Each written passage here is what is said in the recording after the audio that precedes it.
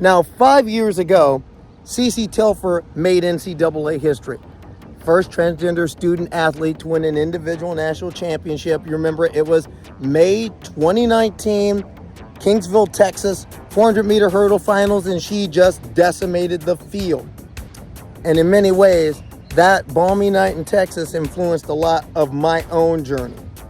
But behind every hero story, there's the origin story. And her origin story just came out this week. It hit the shelves. It's her autobiography. It's called Make It Count.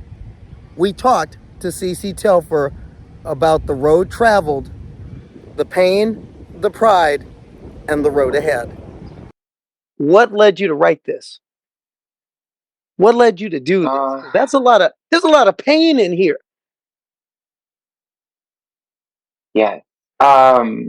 What led me to do this was like what you just said, all the pain that I've had to endure, all the no's that I've gotten, um, just making sure that I have something substantial, something that marks how hard I've worked, how hard we've worked as people, as Black people, as trans people, to get to where we need to be in life, and the hate and discrimination level of what we have to go through. Now, people go through things, but we have an extra layer that other people cannot fathom. You feel me? So I feel like it was so important for me to put this out there and to have this.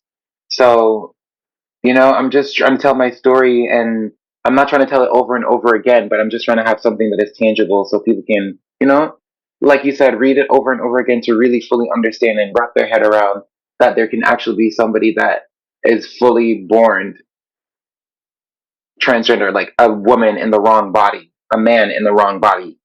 So In it's a very way, important. now, is that the way you see your experience? Absolutely. Absolutely, because I never once in my book did I say I identified as a boy. I identified as gay, and then I became no. I was always finding the word and the identity and the thing that I really that I saw I was, and that was always my mom or my sister or any female figure in my life.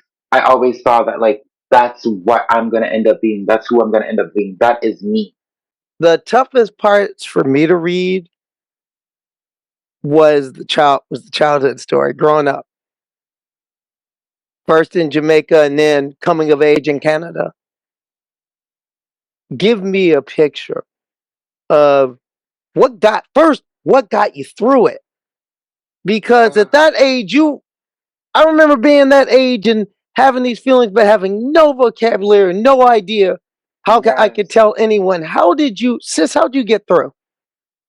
How I got through those trials and tribulations at such a young age, those times, my sister, someone told me as a child to never stop smiling and and be positive because that is going to take me around the world, and that resonated with me my whole entire childhood and my whole life because I was always bullied, I was always scrutinized for being happy, for always smiling. My own mother looked at me and told me that if I keep smiling and I keep being this happy person, people are going to take advantage of me and people are going to use me, and I'm weak because of it.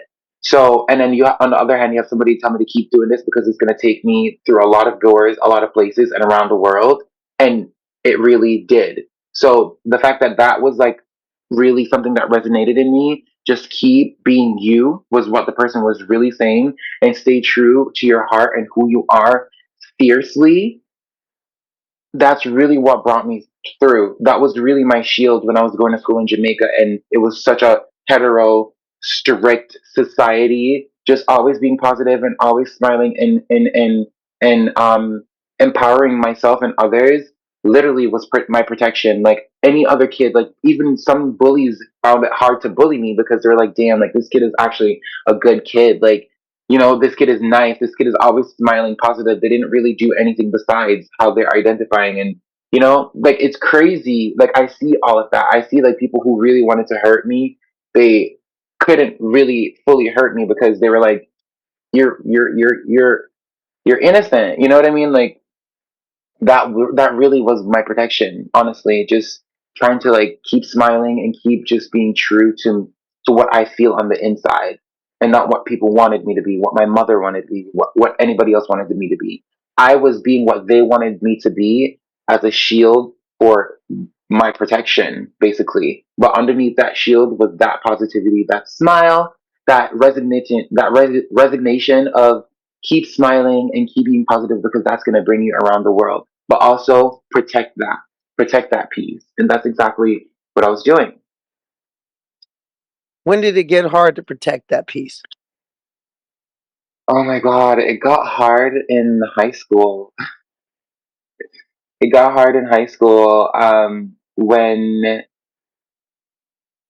I, that's a really good question. I think it got hard in high school and I had to really rely on sports. And that's where cheerleading, gymnastics, and track and all of that was like, all right, I need something more tangible. I need something that I can actively hold on to beside this inner innate feeling. So that's where sports came into play. One thing in the book that struck me, because, well, everything struck me in one way or another. You talked about, I mean, you went in talking about the backstory of what happened at trials in 2021. And those moments that people may not have known about. Franklin Pierce. Have you had a chance to talk to Coach Zim lately? I caught up with him at actually my last indoor track and field meet in February. Um, I went out to Boston, New England area from about like, to compete and tour the East Coast to like really have a fair shot of making a team. And I caught him on my last competition, and he's going through it. He's going through it. He just lost a parent, so yeah. One thing I want to read from this book, because this struck me, because this is a story people don't know. Finally, he says, I've been waiting for this day. Ever since you first stepped into office freshman year and introduced yourself to the coaches with your dead name, we were all surprised. But we all thought, okay, if that's how she wants to identify, we're not going to ask questions. We followed your lead, but the truth is, we've always seen you as a female, CeCé, from day one. So I've been waiting for this day. And I would love to have you on the female track team.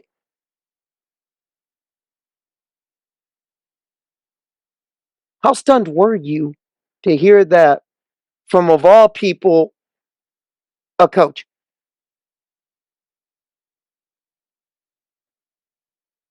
I was really stunned. Like, I started crying. Yeah, I was super emotional. I was very emotional. I felt like my coach really had my back. Like my university really had my back. Um,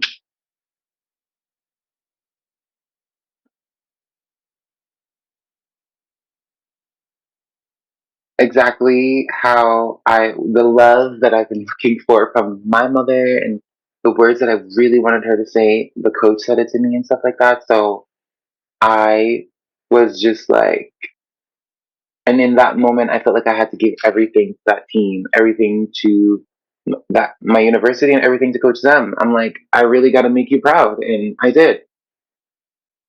Now, I've taken you've at least kept up with some of the recent unpleasantness. Two high school Um, students, two high school yeah, students winning state championships and then getting booed.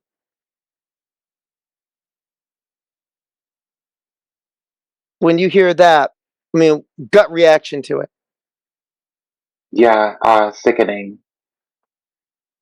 Like it gives me honestly anxiety for them because booing and the crowd reacting how they are acting is not safe for any child, any kid, mentally and physically. We're adults. We need to do better because if it wasn't them, put your child in that situation. They're also kids.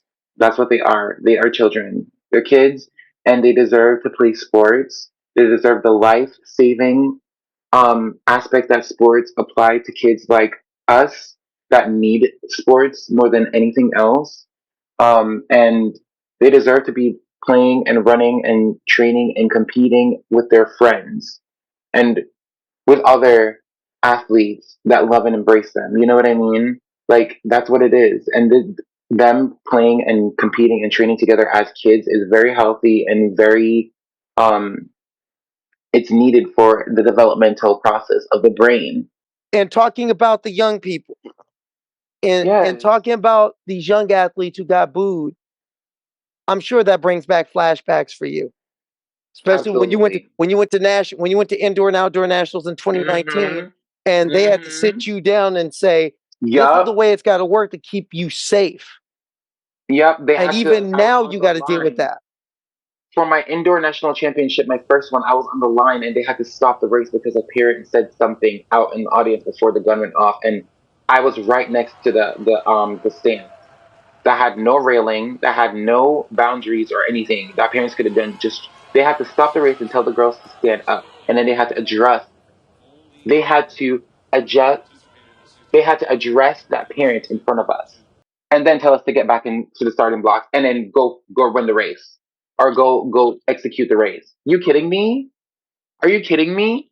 My life was threatened 5 seconds ago, and you want me to finish this race? Of course, I'm not gonna win. Of course, I'm gonna what? I still came fifth place though. Yeah. Okay. Let me see any other cis heterosexual athlete. Ask them what are they thinking about on race day. If they're thinking about their lives being taken, if they're thinking about their safety, if they're thinking about their basic human rights being violated, please ask them what they're thinking about. Ask Tina McLaughlin what she is thinking about on her race day. Please let me know. Thank you. Say it louder for the people in the back. That's all I'm saying. Like you're banning me for your preconceived predisposition and ideas of what your fears are, not who I am. I am living this life. I didn't buy this life. Do not ask Caitlyn Jenner, Kristen Jenner, or the Jenners about anything regarding transgender athletes or transgender people. We are actively living this life. We have to go through the things that we have to go through to live. Where we don't have money to buy it.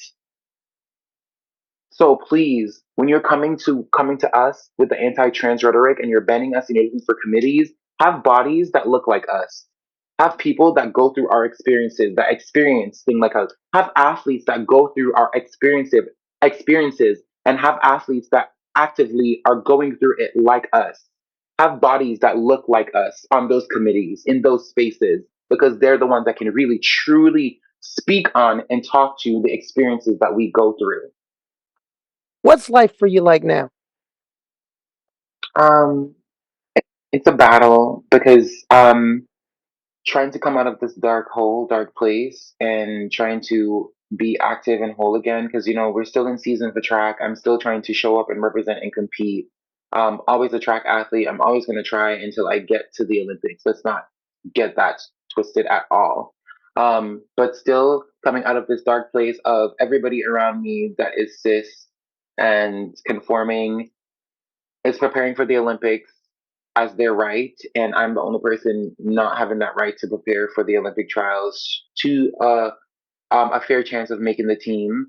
Um, it's really hard to see all of that happening right now. It's really hard to see all the other athletes coming to LA and you know in and out of my like seeing them in and out of the gym and like knowing who they are and stuff like that. And it's really hard to be even in public, but the publishing of my book is really helping me to keep that distraction, keep the mindset and the goal of what it always was, and can't stop, won't stop, got to keep going because I deserve to be competing right now. I deserve to be preparing for the Olympic trials like every other person, every other athlete that's worked their whole life that has made it to the top 30, 35 person in the country to represent the country. I am within that. So I deserve to be preparing for that. And it breaks my heart every single day that I wake up and I'm not waking up to go to practice. I'm not waking up to prepare for a track meet. I'm not waking up to show the world that I exist and I'm not going to stop existing. Now, with that in mind, what's the status of that fight? For example, are there any plans to take on World Athletics?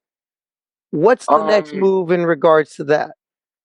To be honest, World Athletics and Team USA right now, they're family. Families have fight and disagreements.